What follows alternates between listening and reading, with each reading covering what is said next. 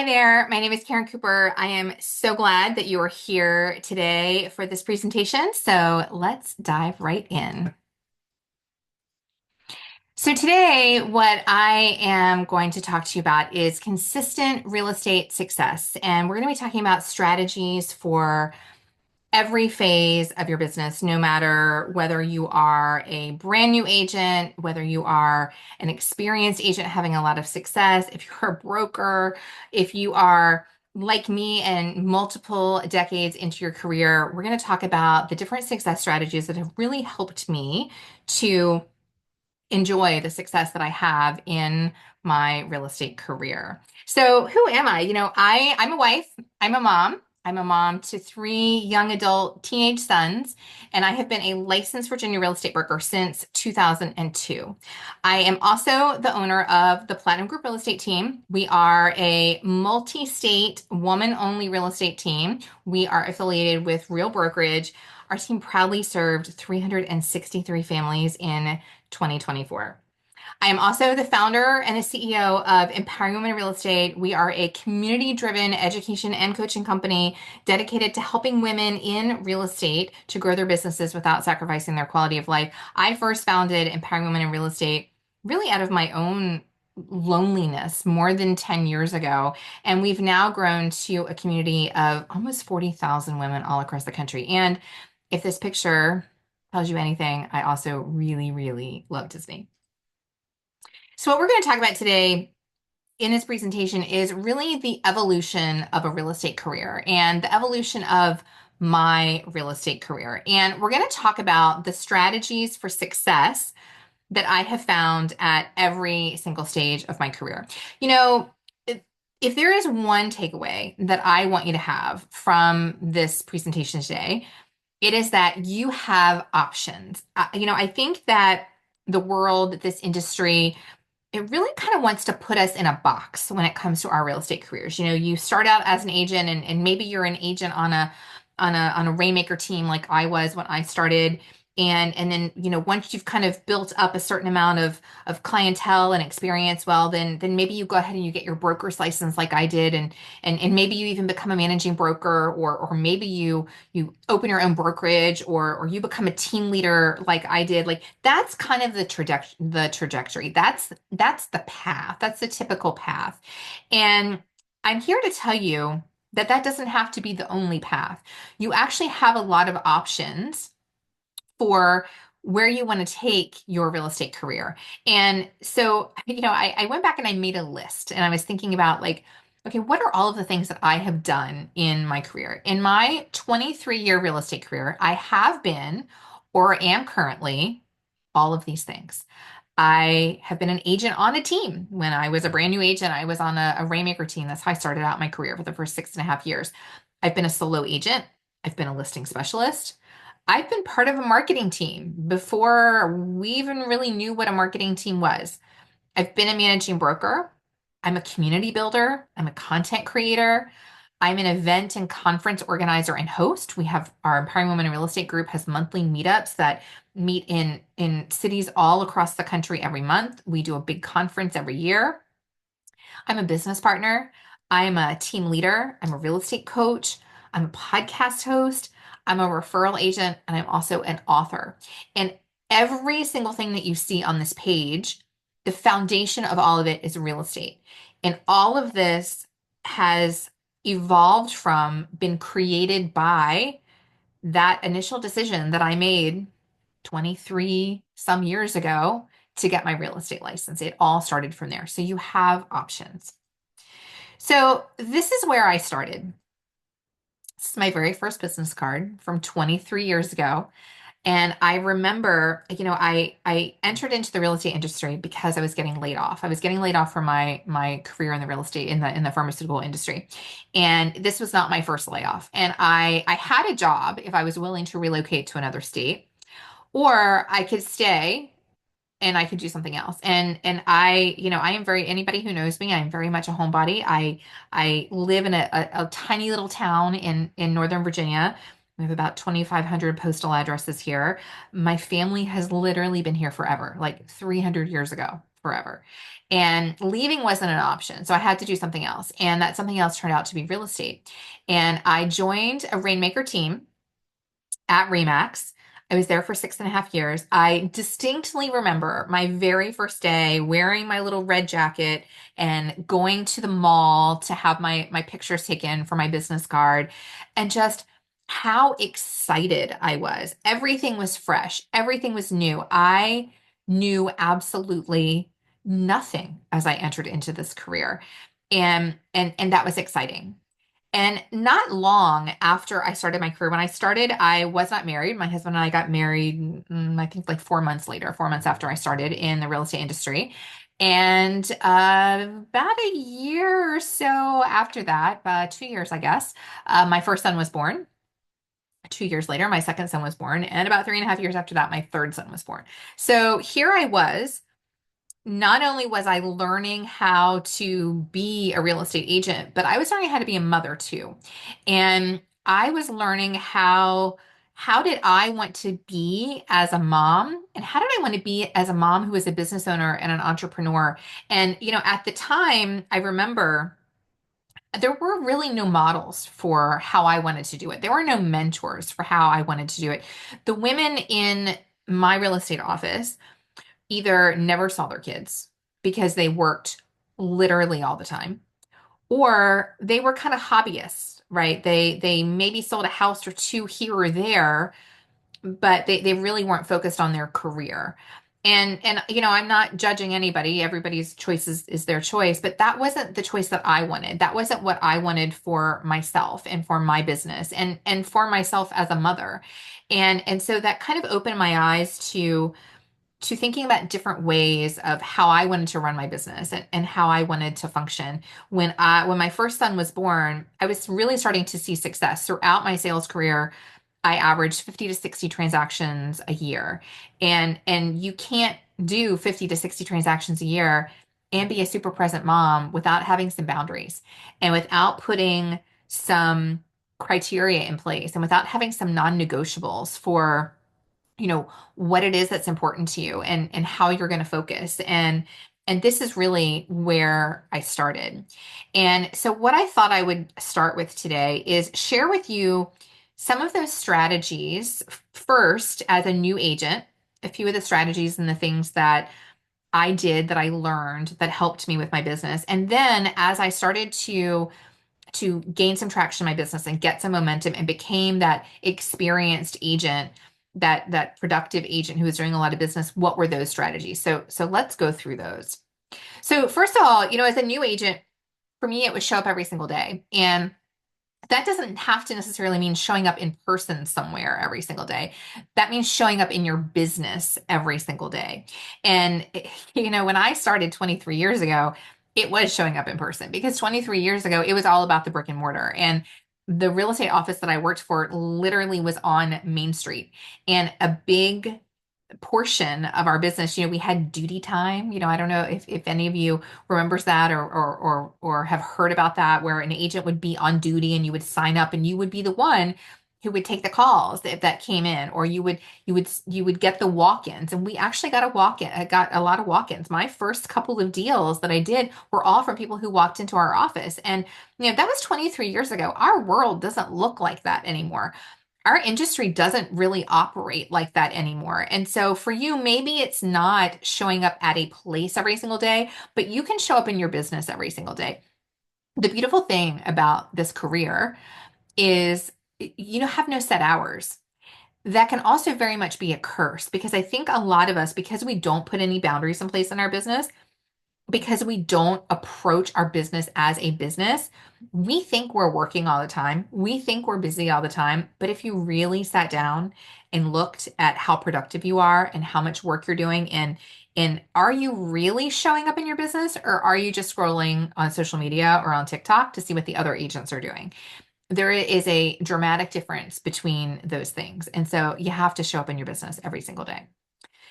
The other thing that I did to get my business moving is I took every single opportunity that was offered to me, no matter how small, no matter how far, and no matter how unlikely to close. When you get your real estate license, you learn a lot about the law in your state, and you might learn about your contract, but nobody really teaches you how to do business. And unfortunately, we end up practicing on people, on transactions. And I knew that I needed to get a lot of reps. I knew that if I was going to make this work and I was going to become proficient and I was going to treat this as a professional, I needed as many reps as I could possibly get. So I took every opportunity offered. And that was part of that being in the, for me back then, being in the office. For you, if there is not an office, which I know there aren't a lot anymore where agents are present. It's being engaged with the agents in your office online, connecting with other agents so that you can get those opportunities. And so opportunities like rental leads that people don't want, or, I was literally at the office every single day, 7 days a week for months while I learned, absorbed, took every opportunity that I could get. I would drive 90 minutes to show one house. In fact, I remember doing it once and the buyers never even showed up. I would drive 45 minutes for $1,000 a month rental. I would, anything that I could get. I went on so many appointments. I was like a Pop Tart, which I don't recommend, but that's what I did. I was like a Pop Tart. Anybody who called in, I showed anything, anywhere, all the time because I needed those reps. I needed to get to know the market. I needed to get comfortable with how do you open a lockbox. And, back then you actually called the seller on the phone to schedule a showing, but how do you schedule a showing? How do you map out your day? How do you map out a tour? How do you, there's just there's so many nuances and there's so many details to what we do. And I knew that in order to get really good at it, I needed to be busy and I needed to be active. And so I took every single opportunity that I could get. I also became an expert of my market stats and my data. I knew nothing. I had not had any transactions. I was brand new to this industry, brand new to this business. So how could I become an expert and present myself as an expert and speak with knowledge and experience if I didn't actually have any? And the way that I knew that I could do that was by understanding the market stats and the data. And so what I did, and 23 years ago, the MLS did not exist as it is now, where we can all just log in on our computers or our phones and get it. 23 years ago, there was a CD they had to install on your computer to get the MLS. And so I had it at the office, and eventually I had it at home. And I set up a search for myself. And that search was for the areas right around me where I primarily would work. And I set up that search for all activities, new listings, under contracts, withdrawals, expired, sold, every single activity that there was. And I checked that search every single day. And in fact, in the beginning, when I had really nothing going on because I had no business, I was brand new, I checked it multiple times a day. I'm talking like 4 or 5 times a day. And then eventually, as I started having business for years, it was my habit that it was the first thing I did when I sat down at my desk, whether I was at home or I was at the office, is I turned on my computer, I logged into the MLS, and I ran that search. And the reason I did this and what was so powerful about this is it allowed me, without actually having clients to work with or being out, is it allowed me to see trends. How many listings are coming on the market every day? How fast are those listings going under contract? When they're going under contract, how many days were they on the market? How long was the contract period? Was there any seller subsidy? Were there any contingencies? Are properties coming off the market without selling? It gave me, I could start to see patterns because I was reviewing this information so consistently. And so that also gave me a lot of knowledge, and that also gave me a lot of confidence. So then when I went on appointments and when I was talking to those buyers, or if I went on a listing appointment, or I ran into someone and we're talking about, hey, what happens when someone finds out you're in real estate? Oh, hey, how's the market? It happens all the time. It happened to me last night, family birthday party. Someone says to me, hey, so how's the market? It is the question that we get all the time. And by becoming an expert of this market stats and data, it gave me something to say. I had confidence in explaining and sharing things, and that also helps to set you apart. If you don't have any appointments to show property, you need to preview. This is something that I don't see agents do a lot anymore, and I wish they did, and they really should. I did this for years, even when I had a lot of momentum in my business, is I would go out and I would preview because previewing is a way for you to know the market, to understand the market, to understand, what does $500,000 look like in this neighborhood versus this neighborhood? And, what does how are homes being presented now? What is the staging looking like? It gives you so much information. It also gives you practice, right? Again, practice touring, practice turning on and off the lights, practice locking the doors, practice opening the lockbox, all those different things.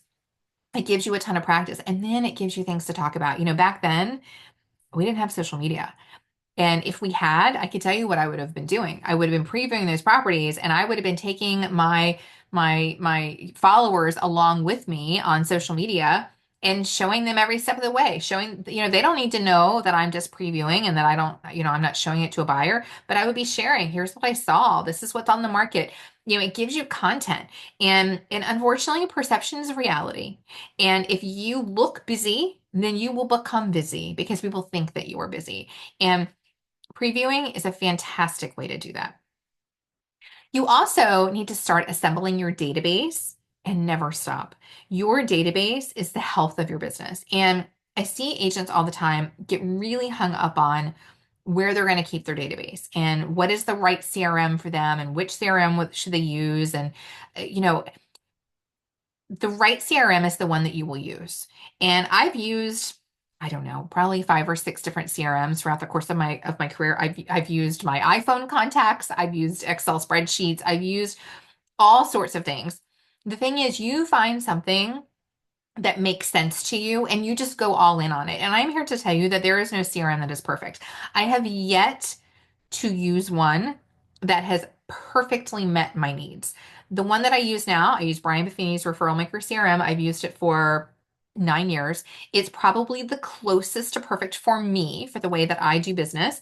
But there's also a lot of things that it doesn't do that other CRMs do. So the key is you have to find something, pick something, don't spend a lot of time. Agents spend more time trying to find the right CRM than they do trying to find the people to put in the CRM. And that is the reverse of what you need. Having the right CRM is not going to grow your business. Having people in your CRM is what's going to grow your business. So pick something and start putting people in it. You need to start assembling now and you need to never stop. And then you need to try everything until you find a prospecting method that works for you. For me, I knew that cold calling was not for me. I don't like getting cold calls. I don't want a cold call. I have never done it in my career. That is not a method that works for me. Door knocking, not for me. Never done it, never tried it, not going to do it. For sell by owners, I do remember calling one once, having some engagement there. Didn't feel right to me. I've never done it again. But I do have things that do work for me. My business pillars, the way I do business, is by social media. It's by referral. It's through my sphere of influence and my database. It's through geographic farming. It's through agent to agent referrals. I have found methods that support those pillars that really work for me, that feel authentic to me, that don't feel painful to me. I am not a person who is going to sit and spend 2 hours a day prospecting. The prospecting that I do, I'm very efficient with it. I could do it in an hour a day. I could do it in an hour a week. And then I'm getting my business done. But because it is authentic to me, because I'm able to be efficient at it, then I am able to keep it up on a consistent basis, which is really what is the most important thing. So now you've moved on from being that brand new agent and now you've started to become an established agent. You've got some transactions under your belt. You're seeing like that consistency start to come in your business. And so what are the things that I did in my career to really nurture my business and to keep things moving as an established agent? And so again, here we are back to the prospecting. You have to prospect consistently. Prospecting is not something that you do when you're brand new to get your business moving and then you never do it again. You have to prospect consistently in order to avoid the real estate roller coaster. And I see agents do this all the time. I have done this myself. You have no business, you have nothing in your pipeline, so you work like mad. You're active like crazy. You're doing all sorts of things to get business moving. Then you start getting some transactions, and then you're busy working on those transactions. So you stop doing all that effort that you did to get them. And then a couple months go by, Those transactions have closed, and now you're right back at zero again with no business in the pipeline, and now you're having to start over again. That is that roller coaster. That is not a fun place to be. Better is find the prospecting methods that make sense to you, that work for you, and do them over and over again and do them consistently. And you need to have prospecting methods that can be done on your worst day. I think that a lot of times we come up with these plans and we come up with these systems that are designed for our best day, right? They're designed for our ideal day. In my ideal day, I will be at my desk at this time and I'm going to spend this much time doing these things. But the reality of our business and the reality of our life is that things happen, things change. Contracts come in, appraisals come in low, contracts fall apart. Things happen that you're not anticipating. And so you need to have a prospecting system that resonates with you, that is efficient, that isn't going to take a ton of your time, so that even on your worst day, when everything is going wrong, you can still do your prospecting. And I talk about this a lot. I share this a ton on my social media. If you go follow me on Instagram, I'm at karen.w.cooper. I actually have a highlight saved on my profile called prospecting, and I will frequently share what I'm doing on a given day, how long it took me, all the different activities. So definitely go and check that out if that's something that you're interested in. The next thing is establishing systems in your business and do not rely on your brain. When you are new, or if you don't have a lot happening, if you have one or two deals going on, you can probably rely on your brain. But when you start having multiple transactions, as I mentioned throughout my career, I averaged 50 to 60 transactions every year. I would have anywhere from 15 to 20 listings at a time. You can't rely on your brain when you're doing that much volume. And you can't, well, I should say, you can't rely on your brain and not completely burn yourself out, which I have done before. You have to have some systems. And what those systems do is those systems actually allow you to do what you do more efficiently. And what I found is the more business I did, the easier it was to do more business because I had such good systems that allowed me to operate smoothly within my transactions. So I remember the first time I really started establishing systems for myself. I woke up in the middle of the night. I'm sure you've had this experience. I woke up in the middle of the night and I realized that I had a transaction that was about to close and I had not ordered the pest inspection. It was my responsibility. I didn't do it. Nobody had asked me about it, but I still hadn't done it and I forgot. And settlement was going to be delayed if I didn't get this report and get it done. And after that happened, I started establishing systems for myself. I created checklists. What I did is I spent half a day, one day, and I documented what was my process at every phase of every transaction. When I signed a listing, what were the steps that I did?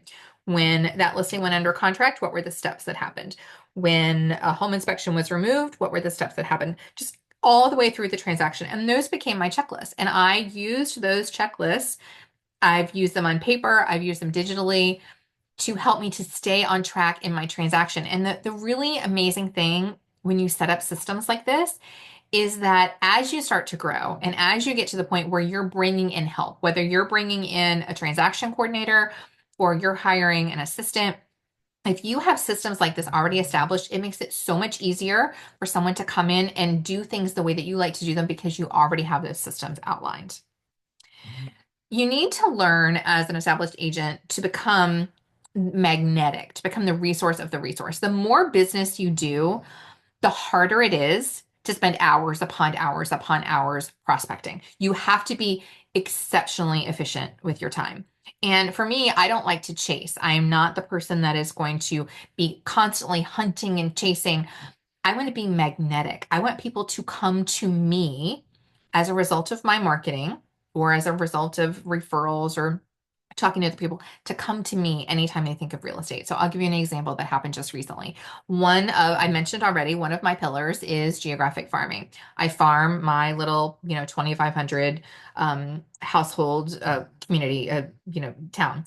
And I send postcards out.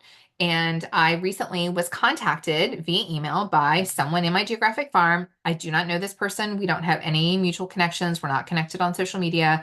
She gets my postcards, and her email said, we're not looking to sell yet, probably not for another year, but she needed to do some kind of, she had a question about some renovation, something that she was planning to do in their basement, wanted my advice. I gave her some advice. Now we have established a little bit of rapport. So we've gone back and forth on email a couple of different times. Now, because she's reached out to me, I have been able to kind of bring her into my world a little bit further. So instead of just getting those postcards from me, now she's in my database. So now she's also getting my monthly email newsletter. She's getting my client appreciation drawing. She might be getting a periodic pop by, or I'm sending her a handwritten note. And so I am magnetic. She came to me, right? And that's really the goal. You want to be synonymous with real estate. When anybody has any question about real estate, you want them to think of you, whether it's they're ready to sell right now, or they know somebody who's looking for a rental, or they're curious what I've had people ask me this question before, what color appliances are in now? Should I be doing stainless steel or should I be doing black? Because, we're probably going to sell our house in 2 years. So you want to become magnetic, and when people just think of you automatically, everything goes so much more smoothly. You also really have to focus on efficiency as an established agent. And some of that kind of goes along with those systems that we talked about. It goes along with being magnetic. Like that is so much more efficient.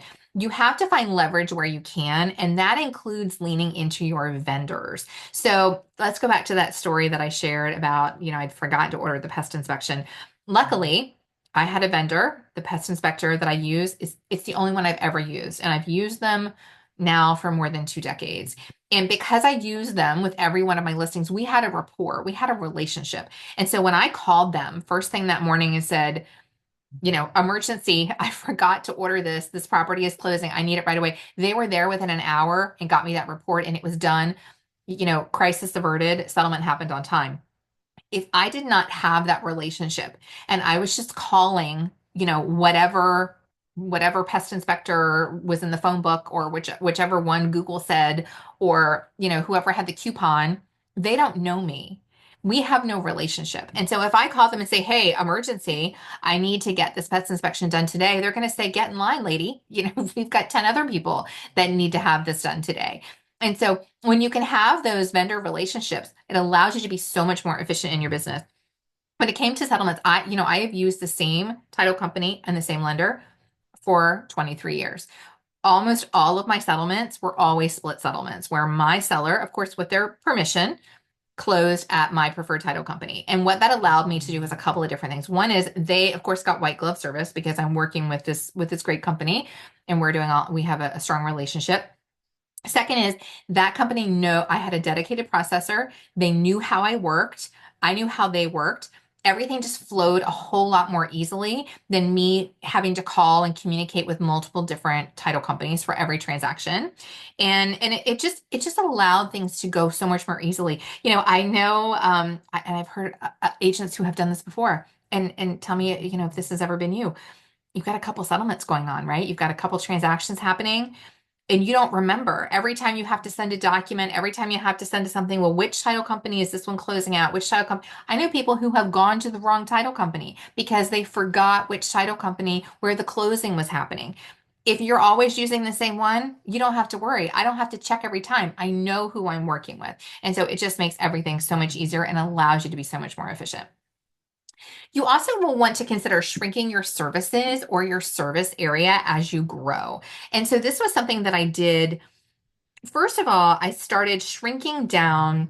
I started with the different types of business. So for me, I started out with renters. I would no longer work with renters unless they were within my county. And then I stopped working with them unless they were right in my town. And then I started referring out all my renters. And then same with buyers. I would only work with buyers within a certain area. And then I stopped working with buyers at all. And then the same thing with listings. I would really only focus on listings within a certain area. And I think that we have a tendency to be afraid to do that because we think that if we are saying no to this other business, that we're not going to have enough business. But the reverse is actually true. There is so much momentum that happens. And when you become so niched and you become so synonymous with your market, with your area, with your type of property, then you have so much more. And because you're not driving 45 minutes to a showing or 45 minutes to an appointment or 45 minutes every time you have to stage your listing or swap the lockbox or the sign panel or whatever you have to do, you have more time. And you have more time to pour more into your business, and you have more time to show up more on social media, and you have more time to market and to do all the things that you need to do. And it's not that you're just going to say no to that other business. You're never going to just say no and leave those people out. You're going to refer them to someone. And for the most part, when you refer, you're also going to be making some money. And you can be creative. I remember once I had these buyers, they were sisters, and I sold both of their homes that were in areas near me. They were both looking in an area to purchase that was like 90 minutes from me. And I knew I couldn't handle that I had a lot of listings. I was working with a lot of clients. There was no way that I could be driving back and forth 90 minutes one way to show houses. And so I partnered with an agent in my office that lived there. I kept the client relationship. I wrote the contract. I did the negotiations. She did all the work on the ground. She handled the showing. She handled the inspection. I went to settlement. And it was a win-win for everyone. She knew that area like I didn't. I was able to still keep my client relationship. We both got paid. The clients got served at a really high level. So be creative. Just because you don't have to serve every lead yourself. You don't have to serve all the business yourself. And the minute you can embrace that, a whole nother world of opportunities will open up for you.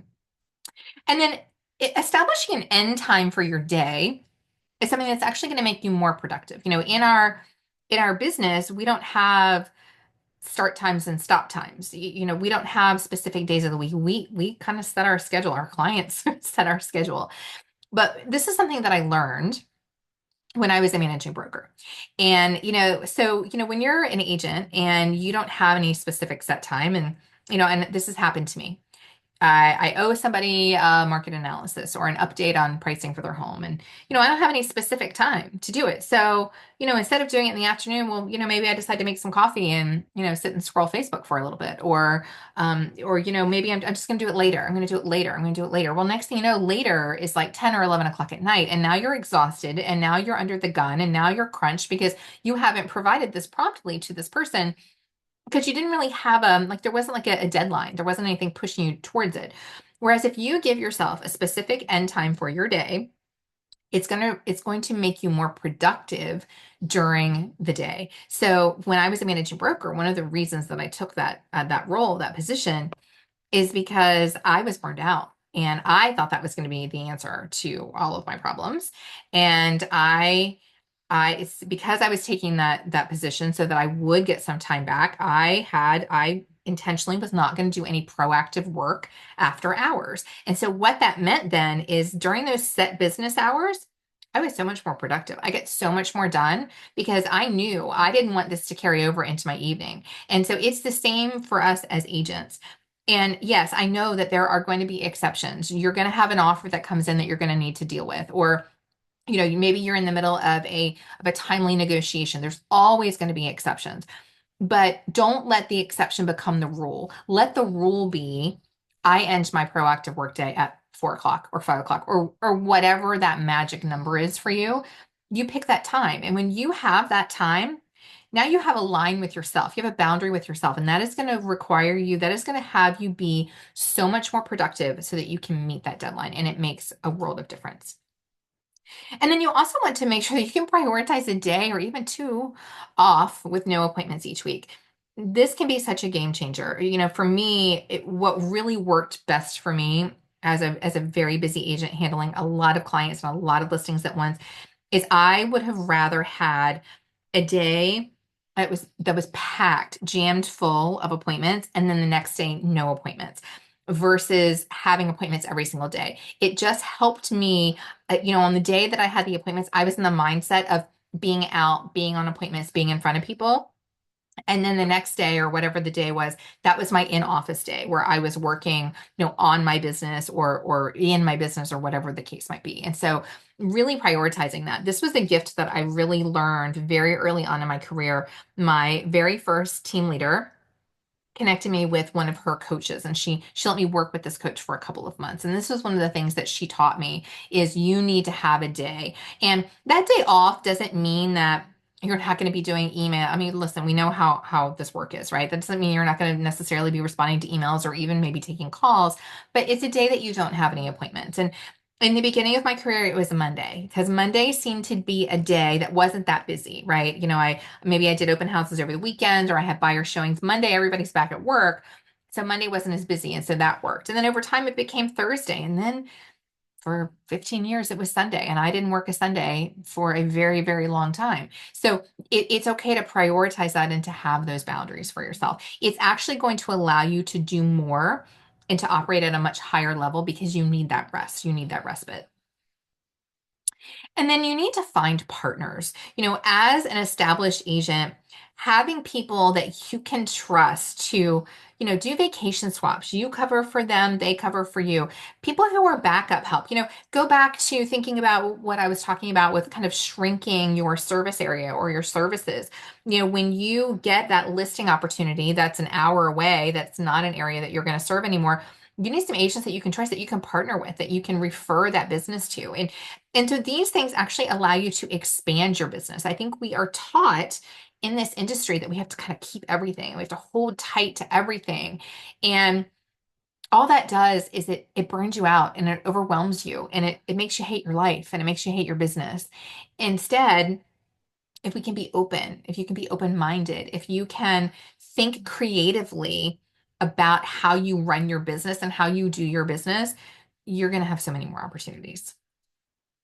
So around the middle of my career, I've been the new agent and then I was the established agent and then I became a managing broker. And I was a little more, I was about 10 and a half years into the business and I was exhausted. I had three kids in elementary school or younger. I was the top producer at my office in my brokerage and I was working on my broker's license just because, that was like the next thing, right? That's the next step is you get your broker's license. And the owner of our company came to me one day and he said, "Look, I am sure that you're not interested, but we're about to hire a managing broker for this office." He'd been doing it up to that point. And I'm sure you're not interested, but we wanted to ask you. And I was like, you know what? I think I am interested because I thought that that was going to be the solution. I thought that was going to be the answer to my questions. And so here I am in my beautiful little corner office, and I loved the work. I was in this role for, in fact, I have the same teacup right now that you see on that desk right there. I was in that role for 2.5 years. I loved the work. There were things about that work that I loved. I loved being the problem solver. I loved answering the questions. But it was also a 24/7 kind of thing. At least it was for me, because I went from being the top producer in the office, I was the peer to all of the agents. By the time I finished, I actually managed two offices for that brokerage and about 125 agents. I went from being the peer to now being the managing broker. And that felt very uncomfortable. And I felt like I had to work doubly hard to prove myself worthy of holding that role and being in that position. And so what I actually did is I dug my hole even deeper in terms of overwhelm. And so it was not the right solution for me, but I learned a lot. And one of the best things that came out of that experience was this, and that is empowering women in real estate. So I was in that role as the managing broker, and as time went on, I was lonely. Agents didn't want to talk to me. The agents that I had been friends with, I'd been part of a marketing team with in my brokerage, they're busy. They're doing their own business. They're doing their things. We had different roles. And agents didn't want to, the agents in my office, they only came to me when they had a problem, when there was an issue, when there was something wrong. That's when they came to me. And the agents outside of my office didn't really want to talk to me because part of my job that I was tasked with, I had metrics around, was recruitment. And they didn't want to talk to me because they were afraid I was just going to try to recruit them. And so I just found myself feeling just very lonely. And I'm listening to the challenges that are happening in my office and the things that are going on with the agents. And I was like, gosh, I can't be the only one who feels this way. There have to be other women in the industry that feel this way, that have these challenges, that are balancing, being a mom, and how, you can see all the pictures on my desk of my kids and how little they were, and we can't be the only one. And at the time, there weren't any. Now there's a ton of Facebook groups and online communities, and at the time there weren't any. There were at least none that I knew of. And finally, one day, I realized, well, if this doesn't exist, then I'm going to start it myself. And that's how Empowering Women in Real Estate was born. And that is now almost 11 years ago. So, my next level. So, when I finished being a managing broker about 2.5 years later, I knew I needed to do something else. I knew that that was not the answer for me. And so my next level came when I partnered with my business partner, Vicky Neufeld. Here we are, as a very young little baby. I think this was our very first year as team leaders, and we formed our Platinum Group real estate team. And from really early on, our team started to grow very, very quickly. We have pretty much exclusively been a women's only or a mom's only real estate team. And I really learned so much. And there were a lot of things that I learned through this because I was coming back to the field. When I was a managing broker, I was actually not allowed to sell. And so for 2.5 years, my business basically went dormant. And in fact, I watched it because I track all the things. And so I knew, I was getting this many leads a year. I could see how many I had. And then as time went on, while I was managing, it went down and it went down and it like dropped off a cliff. And by the time I came back to the field, I was literally starting over from scratch. I had no business. And so, it was a very interesting experience to kind of come back and I learned a lot. I learned about how to rebuild. I learned that, in our business, I think there is this expectation, this thought that you have to attain a certain level and you have to keep it there. And if not, you're not going to get it back. Well, I'm here to tell you that you actually can. You actually can get it back. Because I did, because I got it back. And it took me about 6 months to really get my business moving again. I went basically from zero to starting all the way over. And within a couple of years, my business was even better and stronger, and I was producing even more than I ever had even before. And so I want to share with you some of the things that I learned in that starting over process. If you find yourself in a period of starting over in your business, whether for whatever reason you had to abandon or set your business aside, whether it was for health reasons or things happening in your family, or, maybe like me, you kind of took on a different role for a while and now you're kind of coming back to real estate. How do you start over? How do you do that? And so here's what worked for me. One is your ego cannot exist here. I went from being the number one agent in my office to then the managing broker to, being very particular about who I worked with and what I did to now I am starting over.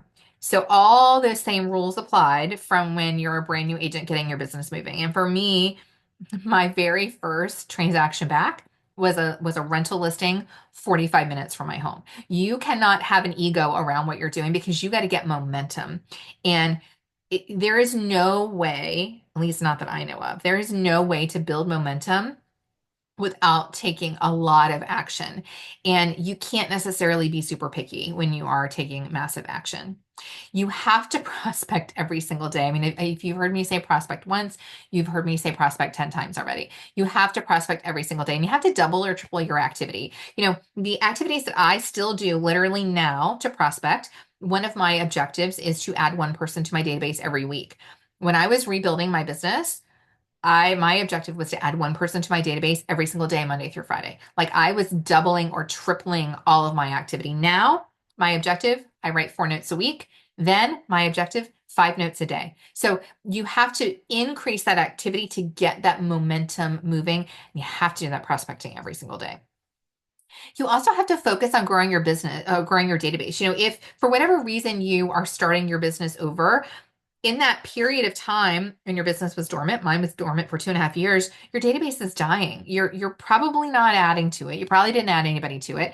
And the people that are in there, They weren't all just waiting around for you. Some of them, I'm sure, probably went and did business with someone else. And so you've got to replenish, you've got to build, you've got to grow, and you've got to put a strong emphasis on growing that database. You also need to tell absolutely everyone over and over again that you're back. Luckily, when I came back, social media was the thing. And so Facebook was really my friend at that point. And so I was posting about my story on Facebook. I was posting about being back. I was posting the update, first time I did a showing, first time, my first property under contract in this many years. And I was sharing all the things and reminding people, this is what I'm doing. Here I am. I'm here. I'm ready to serve. I'm ready to help you. And you have to do it over and over and over again. You also have to expand those services and those service areas until you're reestablished. When I stopped selling the first time, I had really kind of narrowed down, what I did. I only worked with sellers. I only worked with sellers in a certain area, and I was really very niched, which was great. And I was able to have a really flourishing business at that time. But when you come back and you start over, I had to do this again. I had to drive 90 minutes for the showing. I had to take the rental listing that was 45 minutes away. I had to take every single opportunity until I could get myself going. And, the good news is when you are starting over, especially if your business was very healthy when you stopped, when you start over, it doesn't take you as long to get moving again. Like I said, it took me about 6 months to really feel like I had that momentum back and then I could start shrinking back down again. But you have to expand. And then unfortunately, I hate to say it, but boundaries are out the window until you get that momentum. I am a big boundaries person. I am big on, I'm not available by phone on certain times. I take my time off. I take my vacations. I have been big on that throughout a large portion of my career. But when you're coming back, unfortunately, if you don't have any business, then you don't have any business having boundaries. So you need kind of every opportunity and to get it moving. And this is not a what you're going to do forever. This is just what you need to do to get things moving. So let's talk about evolving, right? So, been the agent on the team, I've been the solo agent, I've been the managing broker, now I'm a team leader. And so how is that kind of evolution of that business look like? And so where I am now, these are two of my team members. This is Teresa and Martha. And now for the last almost 5.5 years, I no longer serve clients myself. I still prospect every single week. In fact, last year in 2024, I generated 30 transactions and just shy of $20 million in sales volume. And I never went on an appointment. I didn't do any calls. I didn't do any paperwork. I didn't write any contracts. I refer out all of my business to my team. And, I talk to a lot of agents. I hear from a lot of agents all the time. You kind of get to a phase of your career where maybe you want to focus on different things. Maybe you want to focus on, doing something different, or maybe you just don't want to serve every client yourself personally. And I'm here to tell you that you don't have to serve every person personally for whatever that reason is, whether you're wanting to phase out of production. For me, when we first made this decision, it's because our team was growing and we were at the point with our real estate team that it really felt irresponsible for both of us, my partner Vicky and I, for both of us to be in full-time production ourselves, because here we have all of these women, all these team members that are looking to us for leadership to serve them. And how can we do that? But then also we both have these super busy businesses. We were at the point where one of us had to step back. And I was the one to do that because of that management experience that I'd had. And so now, 5.5 years later, when I first stepped out of production again this time, I was very nervous because I saw what happened when I was a managing broker and I saw how my business basically disintegrated. And I didn't want that to happen again. And so, what I did differently this time was the prospecting and keeping that prospecting going. And it really opened my eyes. And I'll be honest and say, 5.5 years in to continually be averaging 15 to 20 million a year in closed production that's served by my team members, that's huge. And I actually never thought that it could be done, but I'm proof that it can actually be done. And so now I don't serve my clients myself. Everything is referred out to my team members, buyers, sellers, renters, everybody. So everyone is referred out. And so if you are in that phase of your business where you are starting to think about wanting to be a referral only agent, where you're not servicing business yourself, or maybe you just don't, you want to refer out some of your business. Maybe you don't want to serve every client every time. Here are the things that I have learned that have helped me to do this so successfully now for more than 5 years. And so again, prospecting, consistent prospecting is critical. That is the difference maker now versus when I was a managing broker. When I was a managing broker, I did no prospecting. I had a mailer. I think I sent a mailer like twice a year, maybe three times a year. Now I prospect every single week. Monday morning, I spend about an hour and 15 minutes. Again, you can go to my Instagram. I'm at karen.w.cooper. I have a highlight on my profile called prospecting where I usually share what I'm doing. And I get that prospecting done and I just keep it going. And because I'm still present, the business continues to come in. You have to be willing to give up control, and this will take time. 5.5 years ago, when I first stopped going on appointments and servicing clients myself, the relationships looked different. I tried to control everything. I controlled, I ordered the sign and I paid for the photography for the listings, and I controlled the brochure and all of those things. And over time you realize that what's really important, and a lot of that stuff wasn't really important. I was causing myself a lot of stress, probably causing the other agent a lot of stress. When really what was most important was I stay visible. Sign has my name on it. Um, and the client is well taken care of. Those are the important things. And that's not in my experience, this is not a rip the band-aid off kind of thing. This is going to be a gradual thing that's going to happen over time, but you're going to have to be willing to give up some control. You also have to adjust your mindset. Your clients don't want just you. They just want to be taken care of. I think all of us have a little bit of that. Well, nobody can do it as well as I can. Nobody can take care of them as well as I can. They're not going to want to work with anybody except for me. And I'm here to tell you, I've done it now for more than 5 years, hundreds of transactions. They're going to want to work with somebody else. They're going to be okay with it. It's all in how you establish the expectation. It's all in how you present the information. And yes, there are absolutely transactions that, when the person found out that they couldn't work directly with me, they had 14 other friends that were realtors. So they went and worked with one of those other friends. But for the most part, when somebody contacts me, and I refer them to my team, they work with the person that I refer them to. And so you just have to adjust that mindset around that. If you approach it awkwardly and if you approach it uncomfortably, then they're going to receive the information uncomfortably. But if you approach it confidently, great, we are so happy to help you. I'm thrilled that you've reached out.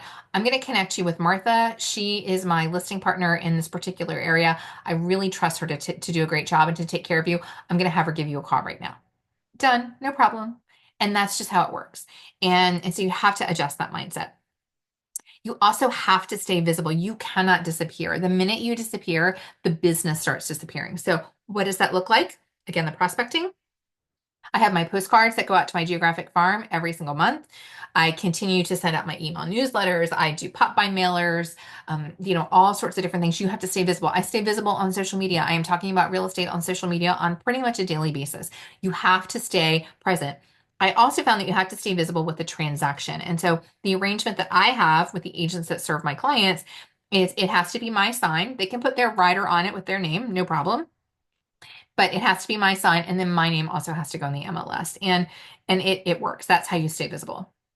You also have to understand and get comfortable with understanding that there is going to be some natural attrition and loss of additional business that comes from doing business. So, for example, we have it happen all the time. I'll have a listing. It's my sign. It's got my team member's rider. Sometimes the person calls me, and so there's another team lead that I can refer out. But sometimes they don't call me, and sometimes they call the other agent directly, and now that's theirs. And that's just how it works. Or, sometimes they are so happy and become so comfortable with the agent I refer them with, which is absolutely what I want, that then when their friend wants to do something or they're ready to do another transaction, they just go directly to that person. And yeah, and again, you have to be kind of prepared for that. But then there's also plenty of opportunities, again, when you present how you do business and you're kind of elevating yourself and your role in the industry, then they're happy to connect with you. Recently, I had a client who messaged me and he's actually referred multiple transactions, multiple people to me.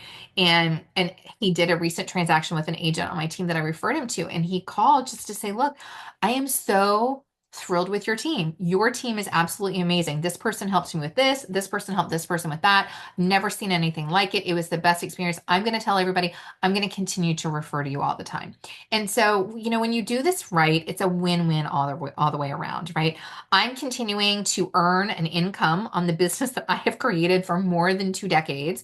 The agent on my team, or the agent that I refer to, you don't have to do this with the team. They are receiving the benefit of an additional transaction and now an additional lead stream for them for the future with this relationship. And the client is being well served at a very high level. So it's a win all the way around. And then you have to adjust and tweak as needed. How I operate now with my leads and my business is different than when I first started doing this more than 5 years ago. So it's just like literally everything that we do. What works for you today may not work for you a year from now, and it's probably not going to work for you 3 years from now. So you just have to tweak and you just have to make adjustments and continue and just continue forward. So today, where are we today? So this is my team. Today we are, as I mentioned, we served 363 clients in 2024. I was actually just named to the SP Power 200 watch list for 2025, which was super, super exciting. Still working with my business partner, Vicky. Our mission is and has been, my mission has been for more than 2 decades, to help women to grow their real estate businesses without sacrificing their quality of life. And that is our mission. Our team is not just local anymore. Now our team is in 14 states in the District of Columbia. So we're able to really expand, and our team looks very different than it did before. And now here are those three boys that were those three little kids that are now way taller than me. Time waits for no one, and we are constantly moving forward. And so my focus is really embracing my joy, and so what that looks like is continuing to work with Vicky and having that mission with our Platinum Group Real Estate team. You can see this map actually represents all the states where we have agents, and what I would love, I look forward to the day when we have agents in every single state across the country, and being able to structure our community and our world in such a way that benefits agents everywhere is amazing. I love continuing to lean in and work and focus on what we do with empowering women in real estate. I just published my first book, which was published last year. You can find it on Amazon, and I love sharing those stories, and so that is really where I'm focusing. So, just kind of wrap it all up with a bow. At every stage, you got to show up and you got to prospect every single day. Social media is your friend. I wish social media existed when I started my business 23 years ago. It is your friend. Get comfortable with it, lean into it. Do not be afraid to invest in your business, both from a marketing and an education point of view. When I got started, there was no YouTube. If you wanted training, you had to go somewhere physically or read a book. Now you can, YouTube is on your phone. You've basically got like, an education in your pocket at any given time. Don't be afraid to invest in your business. And don't stop engaging with and growing your database. That is going to take you so far for so, so long. And then you have to learn, you have to tweak, you have to grow, you have to evolve. Especially if you're a mom, you see this with your kids. The way they were 6 months ago, a year ago, 2 years ago, 3 years ago, the strategies you had, the things that you did, the way that you parented. Now my kids are 20, 18, and 15. The way I parent now is very different than the way I parented when they were in elementary school, or when they were, when I had three under five. It's different, and our lives are different, and we are meant to grow. We are meant to evolve. And so part of that means you have to learn in every phase, and you have to tweak in every phase. And be clear about your vision. Your vision is going to grow and evolve too, and that's okay. So lastly, I hope that this was helpful to you. I would love for you to connect with me. A couple ways to do that. You can join our community, Empowering Women in Real Estate, on Facebook. We are now just about 40,000 women all across the country, and even in some other countries. So I hope that you will come and join us there. Connect with me on Instagram. I'd love to be there. I'm at karen.w.cooper. You can also listen to my podcast, Empowering Women in Real Estate, the podcast. We have over 300, getting close to 350 episodes now of the podcast. And we have a new episode that drops every Wednesday. You can find it on your favorite podcast player, Spotify, Apple Podcasts, we're everywhere. You can read my book, Empowering Women in Real Estate. It's available on Amazon. You can get it in Kindle or paperback edition. And then we also have my monthly membership group coaching program, which is the Inner Circle. We have our monthly meetups that meet in cities all across the country. We have our annual conference and so much more. You can learn all about that on our website, which is empoweringwomeninrealestate.com. So thank you. Thank you so much for being here. I really appreciate that you took the time. I know it is no small feat to take the time and dedicate the time to learning and improving yourself and improving your business. And I'm so glad that you chose to do that with me today. So thank you so much.